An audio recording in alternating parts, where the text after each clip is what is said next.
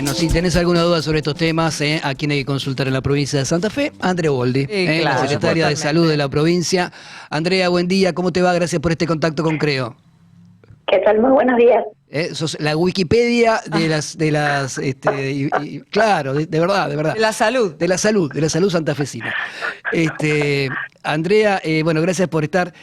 Primera pregunta clave, ¿está bajando la curva? ¿Se está frenando o no? Sí, estamos en las últimas evaluaciones, habíamos sido muy cautos, pero la semana anterior ya podemos decir que viene esta curva desacelerando, con una tendencia en algunos lugares a estar estable y en otros al descenso. Sobre todo, digo, nuestros dos monitores importantes son Rosario por el volumen y el departamento 9 de julio, Tostado, porque Tostado comenzó con dengue en diciembre y continuaba con un incremento de casos que la verdad que preocupaba, porque por el volumen de población debería haber bajado antes, pero también consideremos que en esa zona se está absorbiendo también lo que corresponde a Santiago del Estero. ¿Se desacelera o incluso se mantiene estable o a la baja? Te tengo que preguntar por el departamento de la capital, si tenés el dato. El departamento de la capital sí, también está en baja. Quiero marcar que decimos todas estas posibilidades porque tenemos una provincia muy diversa y cada uno comenzó diferente. Por ejemplo, Departamento General Obligado comenzó casi al final con casos, pero venía con mucho silencio. Entonces en ellos ahora están viendo los casos que no tenían antes. Pero, por ejemplo, para el Departamento de la Capital también, y es verdad lo que vos decís, la pauta es que la mayoría de nosotros conoce a alguien, a más de una persona que tuvo dengue, pero en principio estamos en un descenso. Empezó el descenso entonces, ¿esto tiene que ver sí o sí con la baja de las temperaturas o con algún otro factor?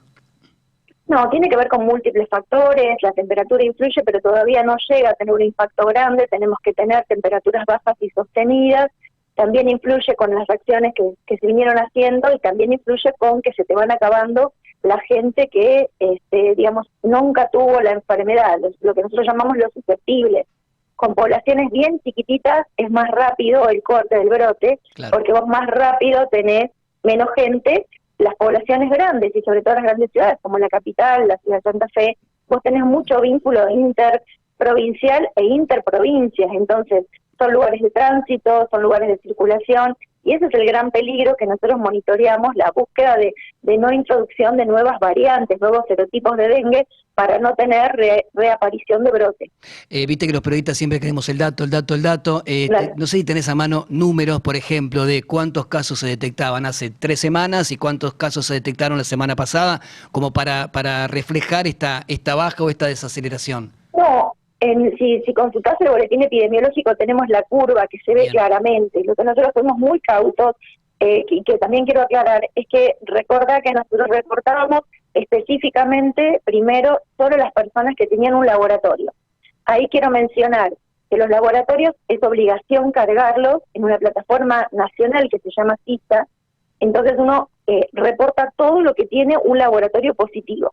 Ahí es independiente de si vos trabajas en un sector público o privado. Y es el volumen mayor que nosotros tenemos porque es la estructura más sensible. Es obligatorio cargarlo y se carga, aunque hay una rémora a veces en algunos lugares por distintos problemas que no se cargan. Desde hace, te diría, 2 semanas, empezamos a cargar lo que se llama cargar numéricamente por cantidad. Es decir, ya no identificas persona por persona, sino que lo que identificas es personas con caso de dengue diagnosticado por clínica y por un laboratorio en específico. Eso que es lo nexo epidemiológico se me comenzó a cargar y cada semana está arriba de los 7.000 casos o más. 7.000 ¿dónde? ¿En la provincia? En la provincia, de acuerdo a lo que cada persona fue reportando. Recordemos que yo voy al médico, me revisan, me ven, tengo clínica sospechosa, me hacen un laboratorio, tengo glóbulos blancos bajos o plaquetas bajas. Si yo como médico pongo el código dengue, síndrome febril en específico dengue, y eso se codifica como dengue, al cabo de semanas, porque las son semanales. Se interrumpió la comunicación, ahí te recuperamos, sí. O sea, ese volumen que es numérico se carga o pasa de los sistemas informáticos que tenemos, que es el SICAP o del diagnóstico en la guardia, pasa a nuestro sistema de epidemiología y se va cargando como dengue confirmado. Bien. Eso Andrea, más o menos, hace 2 semanas estábamos en 7.000, por eso digo, pero no es que ahora teníamos 7.000, sino que es lo que... Ay, se nos corta la comunicación. No sé si llamamos de nuevo o intentamos. A ver si te A mueves.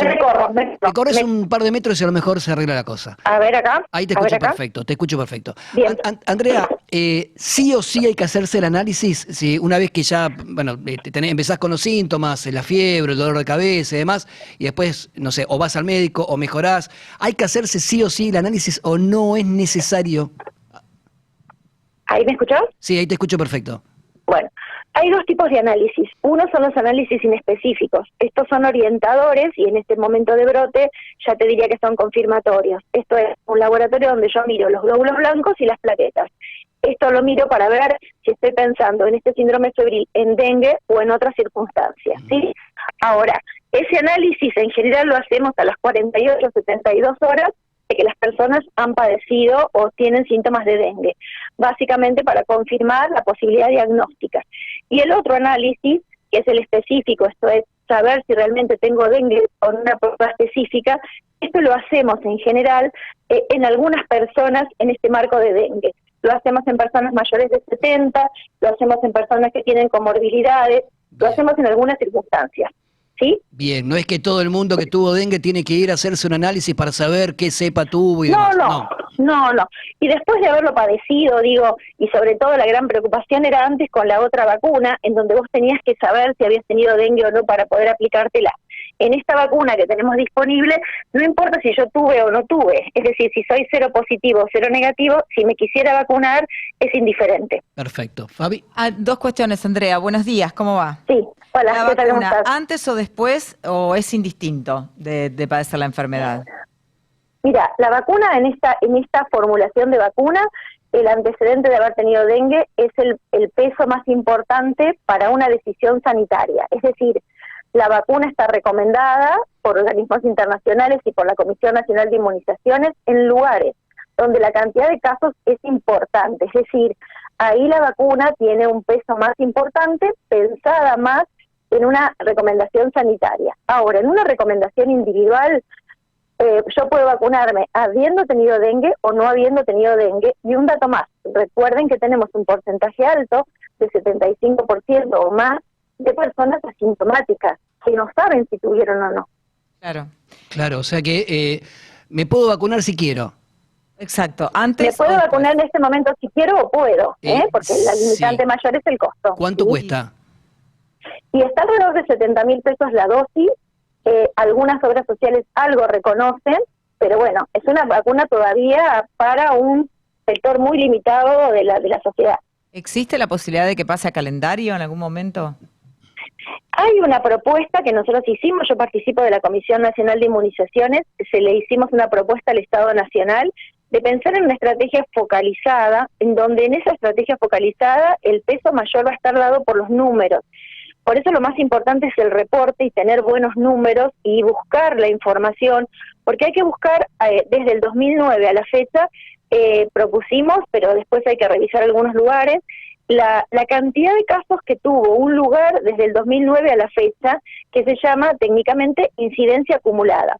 Lugares que tengan incidencias de 1.000 por 100.000 habitantes son lugares en donde tenemos una situación más grave en cuanto a cantidad de casos. Ahora, para las grandes ciudades, este número no ayuda porque las grandes ciudades tienen mucha cantidad de personas y entonces probablemente Santa Fe, Rosario, Rafaela no lleguen a esas incidencias.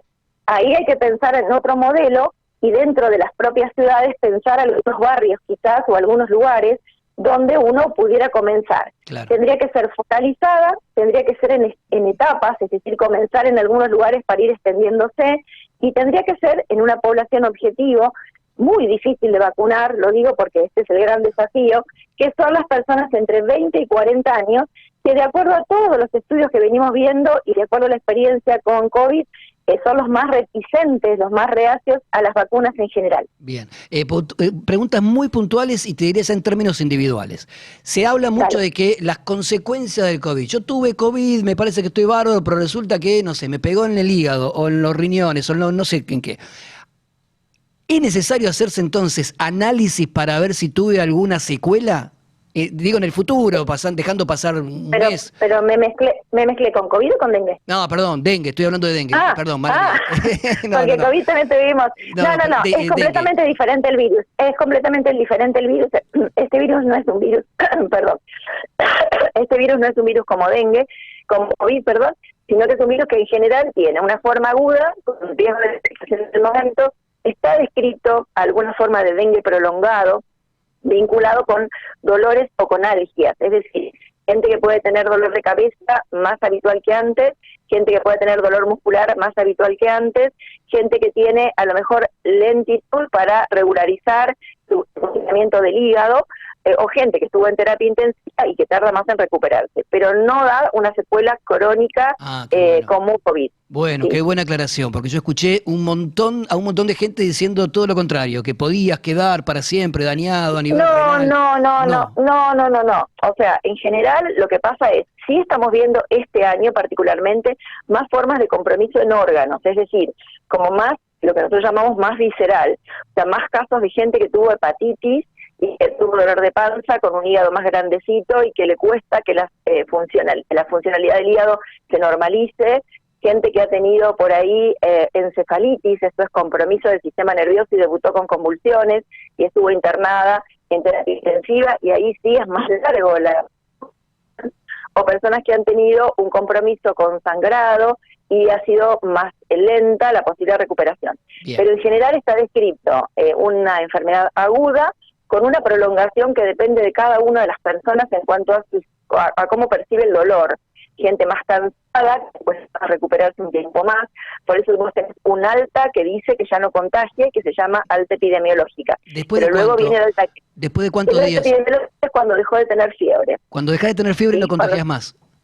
Exacto, Bien. Pero luego eso hay que revisar a la persona y ver si está en condiciones de alta para volver a trabajar, porque ya no tiene más fiebre, pero por ejemplo tiene un salpullido y se puso casi bordó, el salpullido es muy importante y pica muchísimo. ¿Por qué Entonces, es importante? ¿Pero por qué? Es importante la magnitud porque te asusta a la persona, viene como toda roja. Pero, Andrea, por ejemplo, se te va el dolor de cabeza, la fiebre y demás, después te pueden aparecer otros síntomas que planteen que es más grave el tema. No. El salpullido es el que aparece en general al final de la evolución, que molesta mucho, pica mucho y tiene distintas variedades, como manchitas, urticaria o un salpullido casi que te pones todo rojo. Eso molesta mucho, pica mucho, utilizamos algunos antihistamínicos y la gente puede estar. Lo que más queda es el cansancio, muy cansada. El cansancio.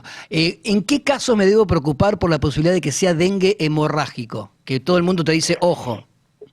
No hablamos más de dengue hemorrágico, sino que hablamos de dengue grave, porque no es la hemorragia el problema de la complicación, sino distintas manifestaciones. Me preocupo si estoy muy dormido o muy excitado, me preocupo si tengo vómitos que no ceden, me preocupo si tengo mucho dolor de panza en forma continua, me preocupo si tengo signos de sangrado en encías, en nariz, una menstruación más abundante o en orina, o me preocupo si hay algo raro, diferente, digo una convulsión que me llame la atención. O si me levanto de la cama y me caigo y me mareo. Esos son todos los signos de alarma que están anticipando que puedo entrar en un dengue grave y debo ir con urgencia a consultar. Bien, con urgencia a consultar si tenés este tipo de síntomas que acaba de detallar la doctora. Bueno, hay un montón de preguntas, te imaginarás, pero me parece que en términos generales estamos respondiendo a las grandes dudas, ¿no? A las grandes dudas. Sí, está comenzando a bajar. Lo que quiero marcar siempre es que estamos muy insistentes y sobre todo lo que comienza a descender la cantidad de casos de que la gente con un síndrome febril debe consultar al centro de salud, a la clínica, a donde habitualmente consulta, debe consultar siempre porque nosotros tenemos muchos casos de dengue, pero recordemos que tenemos otras enfermedades febriles que pueden empezar igual. Entonces yo necesito revisar a los niños, adolescentes y adultos para ver si el cuadro me postulo que puede ser un diagnóstico presuntivo de dengue o tiene otra cosa que amerita una placa radiológica porque tiene una neumonía o amerita un análisis para ver si tiene una infección urinaria o amerita otro tipo de estudios. Nosotros estamos convencidos de que la posibilidad de dengue con buena respuesta estuvo con que la gente comprendió que debe consultar. Una pregunta clave que no te había hecho. ¿Qué pasa con el segundo contagio? No, el segundo contagio tiene una chance o un riesgo un poco incrementado de poder complicarse. Pero vuelvo a marcar, de las personas fallecidas, que son 20, las que ninguna tenía antecedentes. Perdón, ahí te perdimos de nuevo. Decías que hubo... A ver, ahí. Ahí, de las 20 personas ahí, sí. ¿sí? De las 20 personas fallecidas, ninguna de ellas tenía antecedente en nuestra base de haber tenido un caso de dengue confirmado años anteriores. Por eso, por más que uno puede tener un riesgo incrementado en la segunda infección, solo en la segunda, no en la tercera y en la cuarta, la primera infección también puede ser grave de entrada. Sí, perdón, en la tercera, en la cuarta no, el problema es la segunda. Exacto. O sea que si paso la segunda, después estoy inmunizado. Si pasas la segunda, las chances de complicaciones son más bajas en la tercera infección y en la cuarta. ¿Viste que es Wikipedia? Claro. Muy bien. No, yo no salgo de mi asombro. Tremendo. Bien, bien. También se dijo que si vos te contagiabas la primera vez de una cepa y la segunda vez de otra cepa, ahí se podía complicar. Primero, ¿es verdad o no? Segundo, si es verdad, ¿necesito saber de qué cepa me contagié la primera vez o no hace falta? No, es así. Nosotros tenemos una infección que le llamamos dengue, pero en realidad son 4 virus. Cada uno de esos 4 virus funciona como una enfermedad diferente, es decir, se puede infectar. Si vos tuviste dengue 1 el año pasado, en 2023, y hay un mosquito infectado con dengue 1, ¿te va a picar? La respuesta es sí. ¿Te va a inocular el virus? Probablemente sí, si está infectado. Pero tu cuerpo lo va a antagonizar porque tenés anticuerpos específicos para el serotipo 1. Por lo tanto, no es posible repetir una infección por el mismo serotipo. Pero si te pica un mosquito infectado con dengue 2, recordemos que tenemos en la provincia casi mitad dengue 2 y casi mitad dengue 1, y en el país también, esa segunda infección es la que tu cuerpo tiene anticuerpos específicos para el dengue 1, pero no tiene anticuerpos para el dengue 2. Y ahí, por un mecanismo inmunológico, es donde ocurriría un riesgo incrementado de poder complicarse. Ahora, si vos tuviste dengue 1 y el mosquito te pica dentro de los 3-6 meses de haber tenido el dengue 1, es altamente probable que no hagas dengue, porque el cuerpo forma unas defensas prestadas que duran aproximadamente entre 3 y 6 meses para las otras variedades de dengue. Ah, mira vos, qué bueno, buen dato. Entonces, la gente que recién tuvo dengue no es la que tiene que correr a vacunarse, porque esa por 3 a 6 meses tiene como un escudo protector. Para todo el tipo de dengue. Para vacunarte tenés que entonces dejar pasar ¿cuántos meses del dengue? Aproximadamente 6 meses de haber tenido dengue. 6 meses, 6 meses. Como, doctora, como está el plan de vacunación COVID también en muchos centros de salud y demás, ¿se pueden colocar ambas vacunas juntas? Sí, hay estudios específicos solo con 2 vacunas, pero por la estructura que tiene esta vacuna, que es una vacuna viral atenuada, se puede poner juntas o con cualquier intervalo con otras vacunas. Y es buena la pregunta porque mucha consulta es, si yo tuve dengue, ¿cuánto tengo que esperar para ponerme COVID o para ponerme vacuna de gripe o para ponerme otras vacunas? Si yo ya estoy sano y no tengo ninguna situación de vacuna necesaria. Perfecto. Andrea, gracias de verdad, un beso grande. Bueno, un beso enorme, hasta luego. Andrea Uboldi, ¿viste que es Wikipedia? Sí, exacto. Aparte me gustan las respuestas clarísima la cortitas información. y al pie, Pum, concreto. Súper conciso, Ahí. claro. Muy bueno. Che, yo no sabía que si te contagiaste 2 veces, después ya quedás casi...